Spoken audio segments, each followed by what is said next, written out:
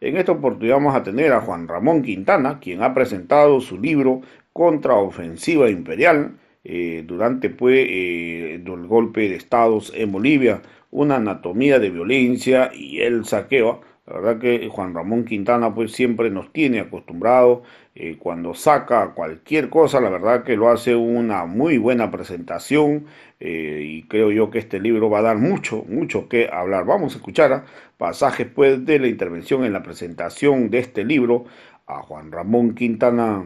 Don Augusto sobre el presidente colgado. Pero el presidente colgado está resumido en menos de 40 páginas con esa calidad, con esa fuerza, con esa potencia literaria de don Augusto Céspedes. Y aquí van a encontrar cosas extraordinarias. Van a encontrar el papel que jugó la Iglesia Católica frente al golpe contra Villarroel. Van a revisar, mis compañeros, el papel funesto que jugaron los medios de comunicación contra el coronel Gualberto Villarroel. Van a encontrar la relación, el vínculo entre el interés de las compañías mineras, Oshi, Patiño, Aramayo, respecto a un gobierno nacionalista. Van a ver aquí en este texto el papel que jugaron los pseudointelectuales del momento y yo diría el doloroso papel que jugó la Universidad Mayor de San Andrés a la hora de colgar a uno de los presidentes probablemente más audaces para llevar adelante los cambios en el primer medio siglo del siglo XX. Entonces, pero aquí es irrefutable. Y estoy hablando, compañeros, de 1946. Es irrefutable, es insoslayable el papel de la embajada americana. Uno podría decir, pucha, pero este compañero Quintana es un antiimperialista exaltado, exacerbado, obnubilado, ¿no? Y por lo tanto su lectura sobre la realidad se reduce simplemente casi a una ideología. No. Léanlo a don Augusto Céspedes y después discútanlo entre ustedes, pero también tengan la posibilidad de comparar el golpe del 46 y el golpe del 2019. Es un ejercicio realmente, es un ejercicio emotivo, es un ejercicio intelectual muy interesante. Decía que es importantísimo trabajar, investigar los episodios claves de nuestra historia. No voy a reprochar a los historiadores, pero creo que hay vacíos demasiado significativos que debieran llamarnos la atención. Metodológicamente, los golpes de Estado, por supuesto, nos ayudan a entender la construcción de la nación, desde la década de los 40 para adelante. Es una manera de entender. Zabaleta analiza la construcción de la nación desde la Revolución Nacional, desde ese fenómeno extraordinario de la Revolución Nacional. Almaraz trata de entender la construcción de la nación desde el ser boliviano, ¿sí? Yo creo que los golpes de Estado son casi como una metodología de interpretación de nuestra historia, por lo tanto de nuestro pasado, por lo tanto de la construcción nacional. Para no someter al escrutinio de una historia episódica dominada por unos militares medio gorilas que llenan las páginas de la historia oficial y nos dicen que son los golpistas y que han conducido a este país al atraso más terrible. Detrás de esos gorilas golpistas hay un fenómeno que es el que no se ha explorado en Bolivia, y es el fenómeno del imperialismo, compañeros. Es el fenómeno del imperialismo. Es el peso dominante, abrumador, hegemónico del modelo del sistema capitalista de dominación que utiliza a los militares como peones de quinta categoría para succionar, para saquear, para alienar a una sociedad y para extraerle sus recursos naturales bajo el discurso de la lucha contra el comunismo. Hasta la década de los 80, principios de la década de los 90, bajo la lucha contra el narcotráfico, y hoy día bajo la lucha contra, bajo el discurso, la narrativa de la lucha contra el terrorismo. América Latina ha sido sometida a tres narrativas tramposas, y obviamente Bolivia en su mayor intensidad, a tres narrativas tramposas que han distraído prácticamente, ¿no?, a la sociedad. La mayor parte de nosotros hemos caído como chorlitos frente al discurso de la guerra contra el comunismo, de la lucha contra el comunismo, y que por lo tanto, en aras de la democracia occidental, en aras de la democracia liberal, en aras de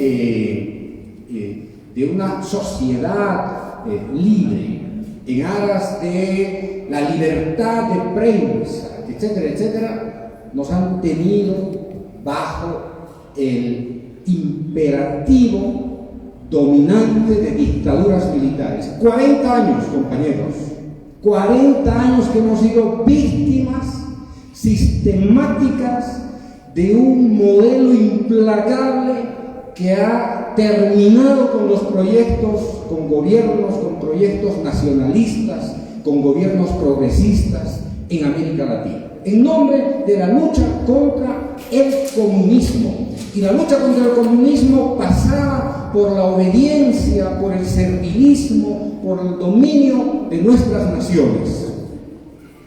O teníamos que estar alineados a la metrópoli norteamericana, que es el capitán del imperialismo del siglo XIX, del siglo XX, siglo XXI, o bajo la férula, ¿no?, absolutista de la Unión Soviética.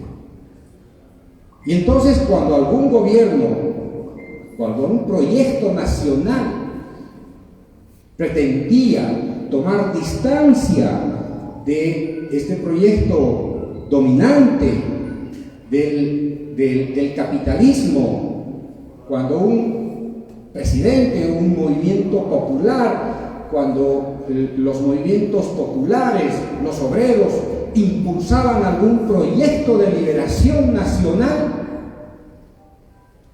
perdían la cabeza.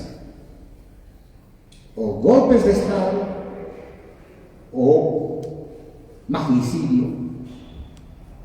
Les recuerdo simplemente, compañeros, el primer golpe de Estado post Segunda Guerra Mundial, en el marco de la Guerra Fría y en un contexto en el que se construye el mayor aparato de represión occidental para mantener a nuestros países dominados, el primer golpe de Estado bajo la factura del Departamento de Estado y particularmente de la CIA, el primer golpe de Estado en América Latina, que además, entre otras cosas, es un golpe de Estado a una de las naciones más pobres de Centroamérica, se produce en Guatemala. contra el presidente Arbenz, dirigido por la CIA.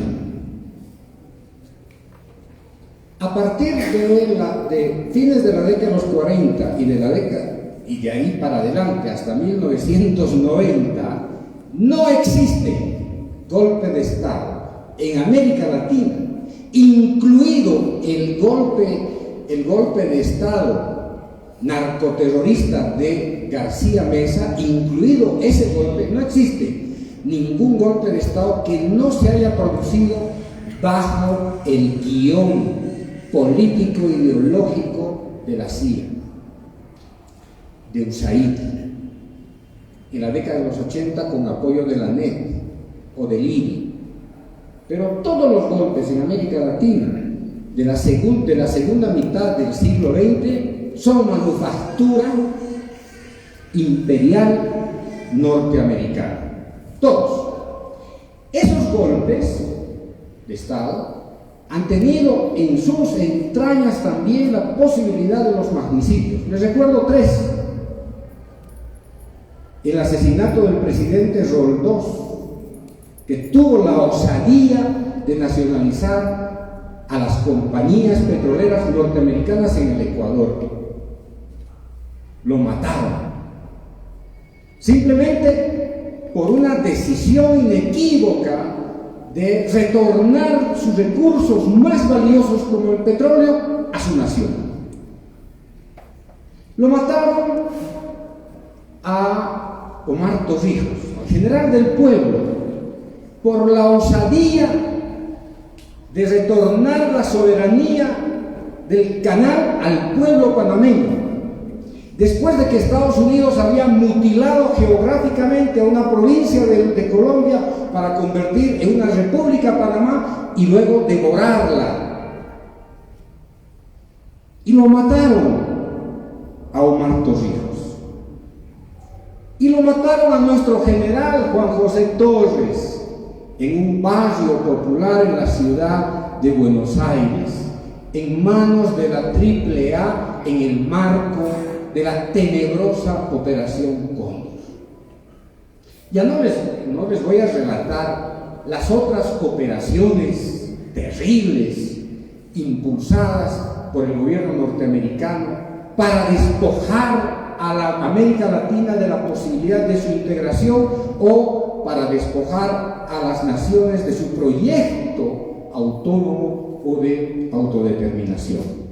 El golpe de Estado contra el presidente João Goulart en Brasil, o el golpe de Estado, o más bien la presión psicológica brutal contra el presidente Getúlio Vargas, que lo obligaron a suicidarse en el Brasil.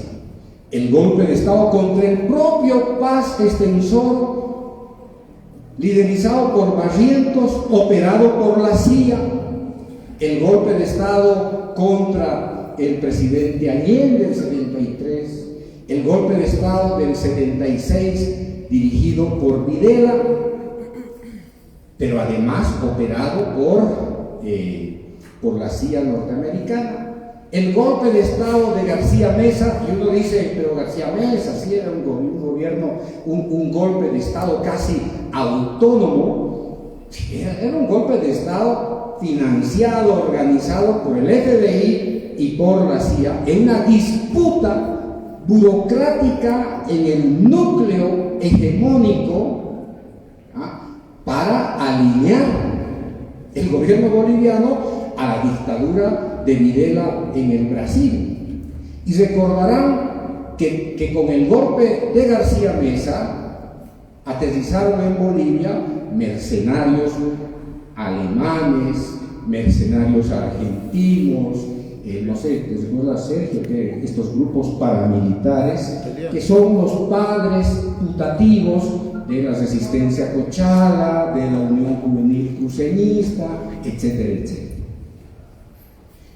Entonces, ¿cuánta falta nos hace, compañeros y compañeras, estudiar sobre cada uno de estos episodios? Porque nos hemos acostumbrado casi a vivir bajo la sombra, bajo el paraguas de una historia acrítica, de una historia plana, de una historia que no se comparece para nada con el sufrimiento del país. Hay un compañero que está acá presente, me dice: compañero, ayúdenos, queremos hacer una investigación, o estamos haciendo una investigación sobre la masacre del Valle Alto. Y uno dirá: la masacre del Valle Alto fue una decisión, ¿no es cierto?, impetuosa de Banzer, para parar en seco a unos comunistas que estaban socavando la estabilidad de la dictadura. Esos compañeros que murieron, que fueron masacrados en el Valle Alto, son víctimas de un sistema de dominación capitalista global operado por unos testaferros militares políticos de la década de los 70. Entonces, compañeros, si no logramos entender la dimensión, no solamente histórica, sino geopolítica de los golpes, nos vamos a terminar tragando la historia de don Carlos Mesa. Nos vamos a terminar, ¿no es cierto?, tragándonos la historia oficial, simplona, lineal, liminar, plana, de quienes se han ocupado de estudiar o de escribir la historia de la sombra de los episodios, la banalidad, diría algún escritor, del pasado. Y yo creo que los jóvenes tienen la responsabilidad de desmontar esta historia de la banalidad, nuestro pasado de banalidades, nuestro pasado reducido a escombros. Y miren, qué importante es: revisen la historia, revisen a los historiadores, a los que han hecho historia, a los historiadores, a los cronistas de los últimos 50 años. Revísenlos, vean la seriedad, exploren la prolijidad de la historia. ¿Cuál de esos historiadores nos traslada de verdad a explorar la historia real del país? La mayoría de ellos, tal vez con honrosas excepciones, la mayoría de ellos se ha pasado por el forro la intervención norteamericana en los últimos 70 años. Y resulta que la historia de nuestro país de los últimos 70 años está vinculada fuertemente a las decisiones internacionales, a las decisiones de Washington, del Departamento de Estado, del Departamento de Defensa, del Comando Sur, de la USAID, etcétera, etcétera. Por lo tanto, no se ha escrito aún la historia de Bolivia, compañeros y compañeras. Hay que escribirla y hay que reescribirla para contrastar, para contradecir estas historietas a las que nos han acostumbrado. Y hoy día, nuevamente, estos pseudo-intelectuales, estos intelectuales de cafetín, hoy día nos quieren llevar a un campo de debate entre si fue golpe o no fue golpe, pero de verdad es una subestimación al sentido común de la gente.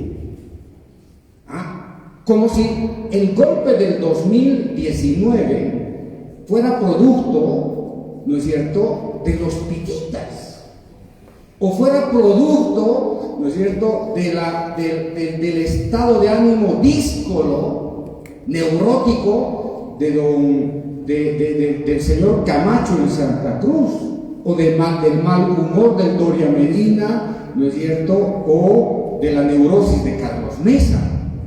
Compañeros, el golpe de Estado del 2019 tiene una factura geopolítica.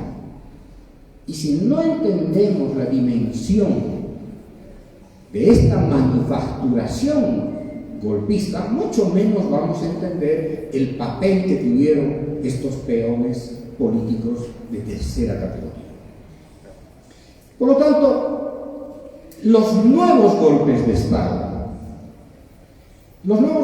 Estado en América Latina comparten de alguna o son parte de la estrategia de recomposición del sistema capitalista que en este momento está atravesando por uno de los ciclos de mayor crisis que ha experimentado el capitalismo en los últimos 250 años.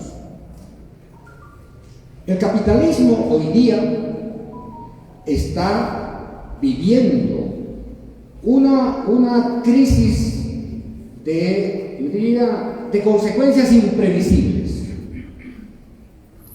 Estamos frente a una crisis del capitalismo de naturaleza financiera. Han convertido la economía del mundo en una especie de casino. La economía del mundo se decide en los pasillos de Wall Street, en manos de unos burócratas que tienen a su mando, ¿no es cierto?, sistemas computarizados de movimiento de capitales por encima de la capacidad productiva que existe en el mundo entero. Hay un desplazamiento dramático, compañeros, del capital productivo por el capital financiero, que se decide prácticamente en la bolsa de valores. Es decir, el destino de la humanidad está en manos de un grupo de crápulas, ¿no es cierto?, que está definiendo el futuro de la humanidad. El sistema capitalista hoy día está en una crisis brutal respecto al dominio de los enclaves energéticos. Las guerras que se han librado desde el año 2001 no tienen nada que ver con el terrorismo global. Son guerras de recomposición energética que han utilizado el terrorismo para reapropiarse, para reacomodarse en el Medio Oriente, en el Lejano Oriente y en el norte de África, utilizando el pretexto de la lucha contra el terrorismo. Compañeros, 20 años Estados Unidos y sus aliados de la OTAN, más una coalición de 50 países en los últimos 20 años, han dilapidado 6.8 billones de dólares en una guerra inútil, en una guerra de destrucción del pueblo afgano. 20 años.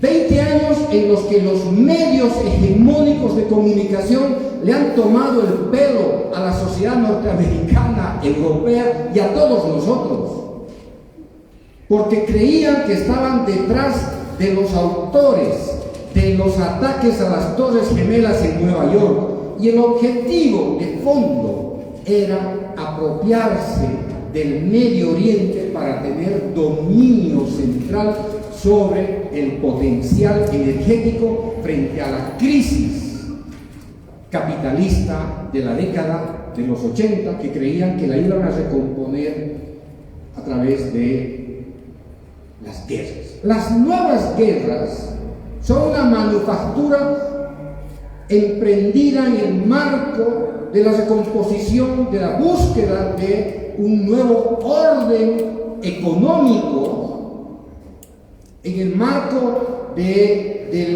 pretendido nuevo orden internacional, que no es nada más ni nada menos que tener dominio sobre las grandes reservas de petróleo en Irán, en Irak, en Afganistán, con el gas, etcétera, etcétera.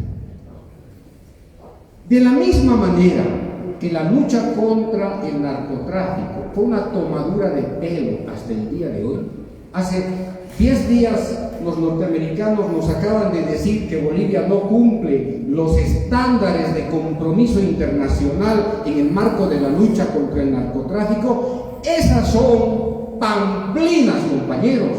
Los únicos que no cumplen su responsabilidad global en la lucha contra el narcotráfico son los Estados Unidos, porque permiten el funcionamiento de operaciones bancarias que sostienen su sistema financiero doméstico.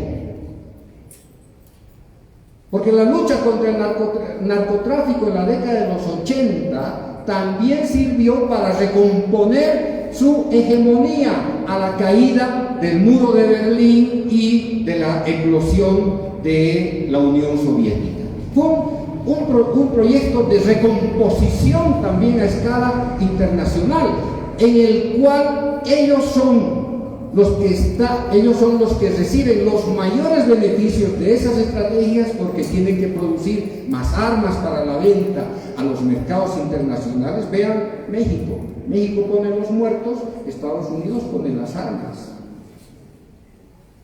Para la expansión de su complejo militar industrial,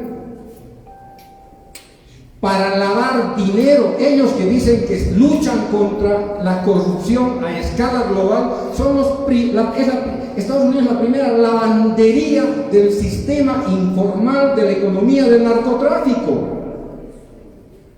Y nosotros, como palomitas inocentes, exaltamos el discurso de la lucha contra el narcotráfico, y entonces todo el mundo a la lucha contra el narcotráfico, y los cocaleros narcotraficantes, hay que acabar con los cocaleros narcotraficantes. Y el resultado, más bases militares de Estados Unidos en América Latina. El resultado, ocupación de nuestras naciones, de nuestros sistemas políticos, de nuestros sistemas de inteligencia, de las policías y de los ejércitos. No hay un solo ejército en América Latina que no esté preñado de la doctrina anticomunista, de la doctrina de la lucha contra el narcotráfico y de la lucha contra el terrorismo. Están preñados de 3 paternidades y todas son estériles. ¿Cuál es el resultado, compañeros? Compatriotas asesinados, masacrados por las Fuerzas Armadas en el trópico, dirigentes sindicales, obreros, campesinos e indígenas en Colombia, comunidades desaparecidas. Plan Colombia, dirigentes campesinos inocentes en el Perú, criminalizados como terroristas, desaparecidos.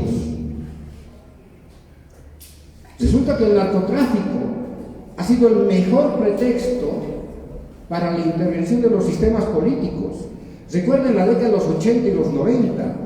No había un político que se postule a diputado y senador si no tenía la venia de la embajada norteamericana. Y nos hablaban de la democracia. Los miristas, los arenistas, los emenistas nos hablaban de la democracia, de los pactos, de la gobernabilidad. Y nosotros, como palomitas, íbamos a depositar nuestro votito para que la democracia liberal, ¿no es cierto?, estabilice a nuestro país.